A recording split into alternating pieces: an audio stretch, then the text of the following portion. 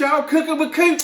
Hey, we're gonna work on bacon grease. Some of you wondering how I get my bacon grease. I'm going to show you. So we just fried up some good old bacon here, and here's what I like to do. I like to take me a red bowl like this. It don't have to be a red bowl, but mine is a red bowl, and it's the best when it's a red bowl, I think, just cause I said so. You just pour this off in here like that, and just get it all that goodness. Look at it. Wow! Wee-hoo.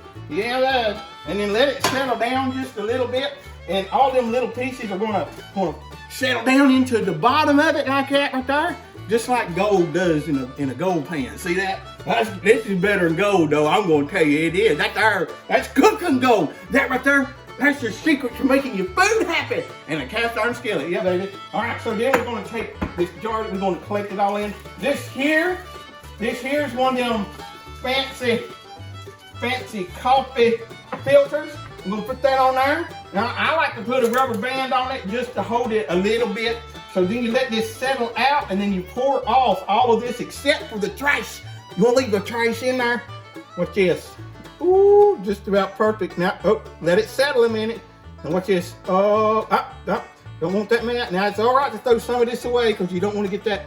That's about all I can get out of that. See? And watch that stuff right there. Woo! Yeah, buddy, that's liquid gold right there.